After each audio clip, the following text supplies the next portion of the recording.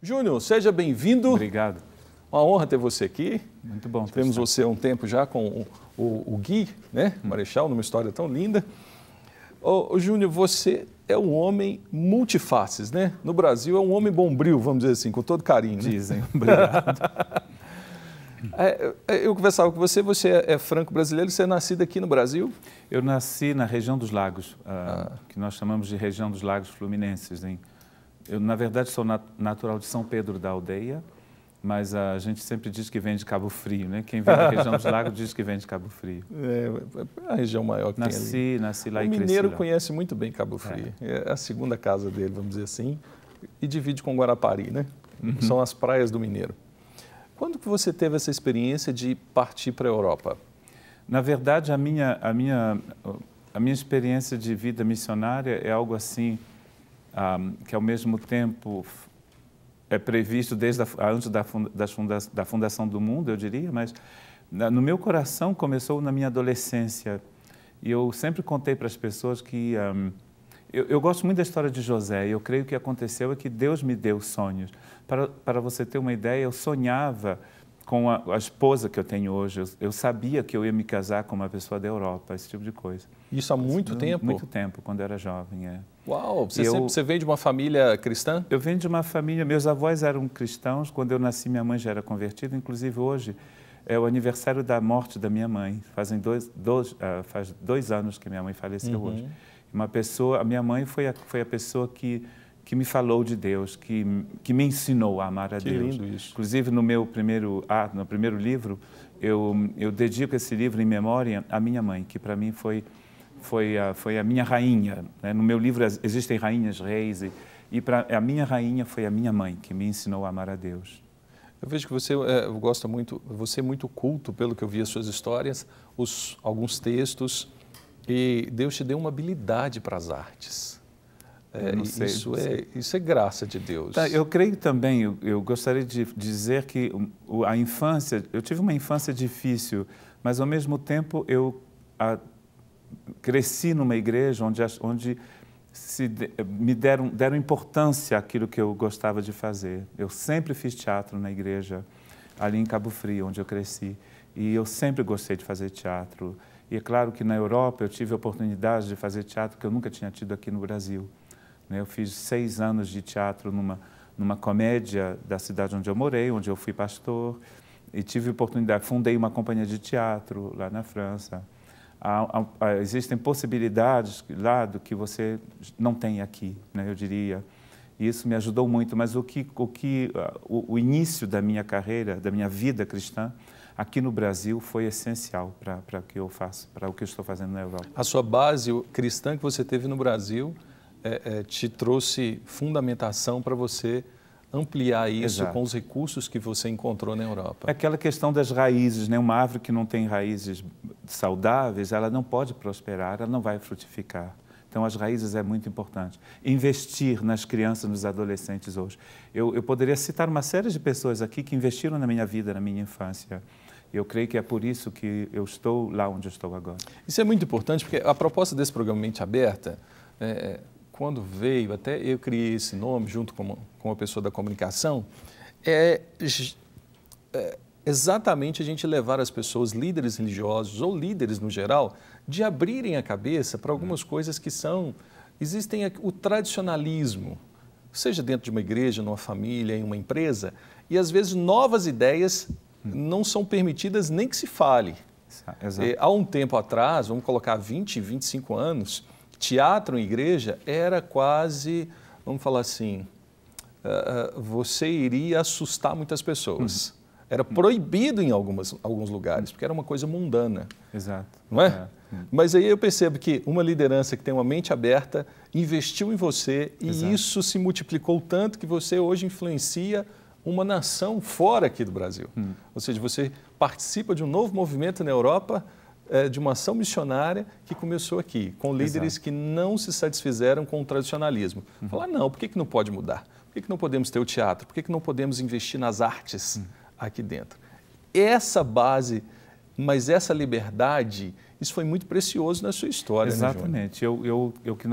Eu tenho tentado também passar para frente. Este final de semana eu tive o privilégio de trabalhar com um grupo de jovens de alguns estados do Brasil, no acampamento da UEC, a missão a qual eu faço parte.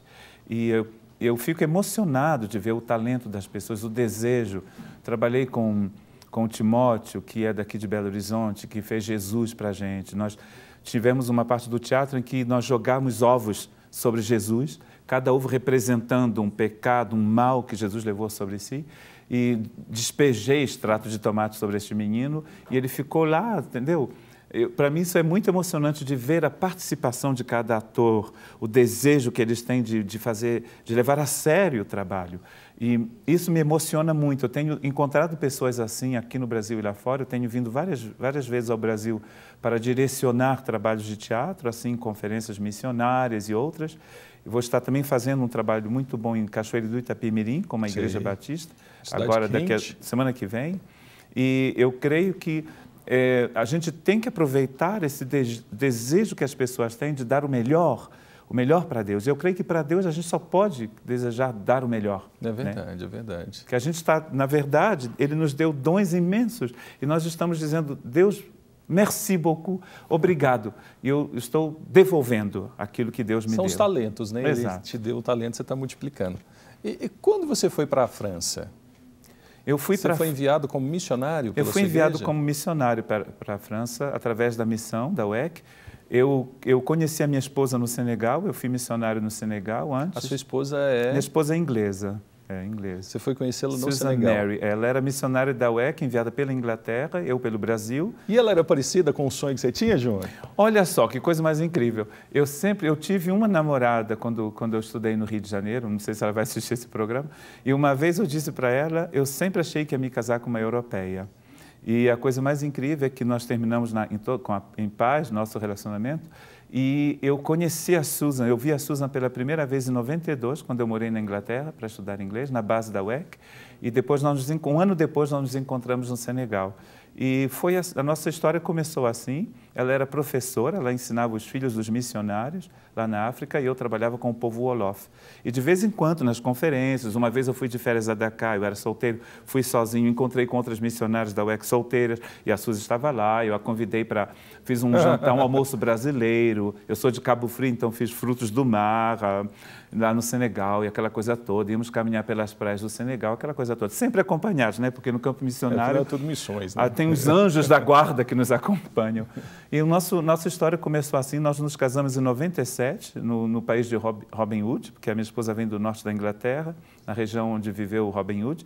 E nós nos casamos lá, tivemos um tempo aqui e Deus nos colocou no nosso coração um profundo desejo de trabalhar na França.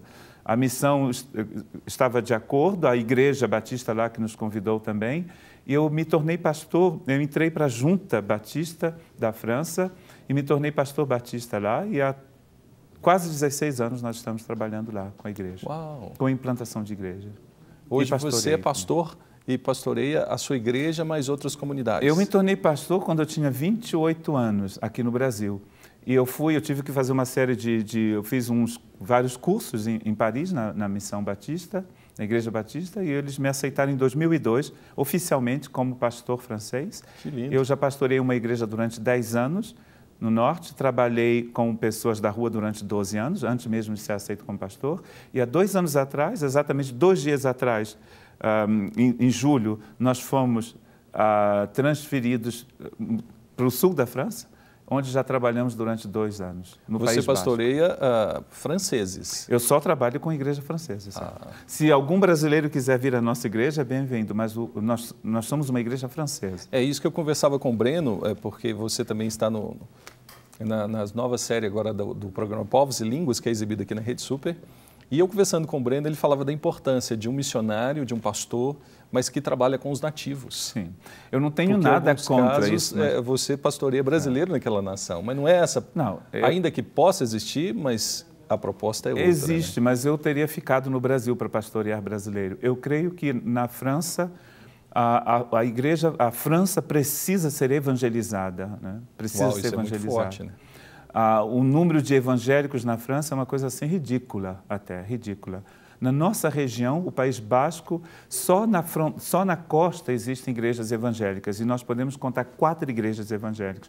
Todo o interior do País Basco não tem nenhuma presença protestante evangélica. Tem a presença da Igreja Católica, claro, né? E mesmo na Igreja Católica há muita gente que tem tido esse desejo de conhecer a Deus. Mas eu não vejo por que fundar uma igreja brasileira num local onde há tanta gente que precisa ouvir o Evangelho pela primeira vez na língua deles, que é o francês, né? E eu trabalho com a igreja francesa e eu evangelizo franceses e outros povos também que estão por aí. Nossa igreja é uma igreja internacional. Todos os cultos são em francês, mas nós temos várias nacionalidades, né? Inclusive daqui da América Latina, da Colômbia, da Bolívia, pessoas, normalmente mulheres casadas com franceses. Essa característica sua de ser um cantor lírico, de fazer teatro, de ser dinâmico e um pastorzão, você percebe que isso muda um pouco a mentalidade? Eu falo pastorzão assim, porque você é muito agradável, você é simpático. Obrigado. Isso atrai as pessoas. Talvez um pouco diferente de uma cultura que se tornou fria, distante das pessoas. Eu sempre gostei de cantar. Aqui no Brasil, eu comecei a cantar com 8 anos na igreja em Cabo Frio, porque um pastor decidiu me convidar para cantar com os adultos. Isso também conta muito. Sempre gostei de cantar. E na França eu descobri que eu podia ser cantor lírico. Eu tive 2 professoras de canto lírico e quando eu estava para ir para o sul da França, a última professora que eu tive, ela me disse, você não pode parar de cantar. Tente entrar no conservatório, mas no conservatório você não entra na minha idade. Não vou dizer quantos anos eu tenho, mas eu tenho, tenho 51 anos. 51 e eu entrei no conservatório com 49. Parece que tem 51. Sim. Estou brincando. Obrigado, sua avó. Todos os meus colegas do conservatório podem ser meus filhos. Quando a gente tem jantar, assim, a gente já cantei em 3 operetas esse ano passado, este ano, e depois de um trabalho assim intenso, a gente marca no restaurante e tudo mais. E eu convidei a minha esposa e os outros meus colegas convidam os namorados. E eu falei com a minha esposa, olha ao redor dessa mesa, todos poderiam ser nossos filhos, têm idade para ser nossos filhos. Porque um cantor profissional começa cedo a carreira, né? Sim. E Deus permitiu que eu entrasse. Eu passei um exame para entrar no conservatório há 2 anos atrás, e naquele dia um dente da frente quebrou.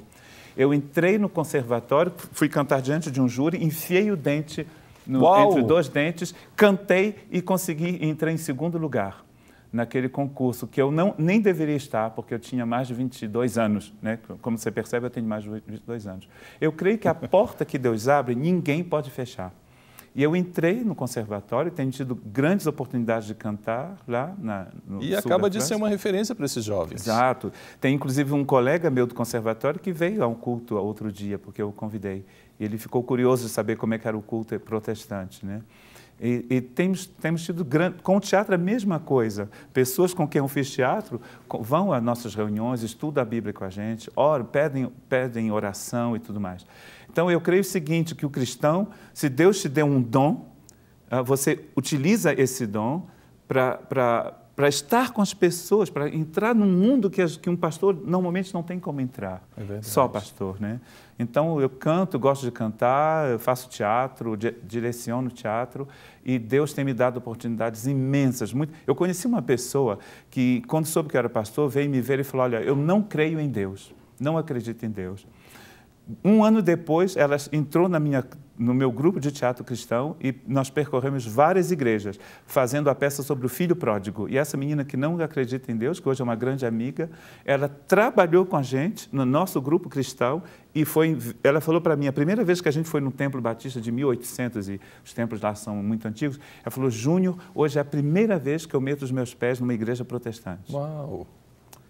Então, é aquela história, Deus abre a porta, ninguém fecha. E se Deus abrir, entre, porque vai ser uma bênção. E os frutos validam o seu trabalho, né? Pela árvore conhecereis pelos frutos, conhecereis a árvore, pela árvore conhece o fruto, mas é isso que a gente vê. Aquilo que você tem feito tem tido a aprovação de Deus, porque vidas têm se rendido a Ele. Eu adoro Jesus, sabe? Eu adoro Jesus. Jesus é minha vida, e quando Ele me mandou para a França, eu fui. E estou lá e vou ficar o tempo que Esse livro aqui... O livro, falemos do livro. Tiraknath, como é que é? É Tiraknath, é difícil de pronunciar porque eu sou meio doido. Eu procurei um nome assim bem doido que ninguém para não dizer que eu copiei de alguém.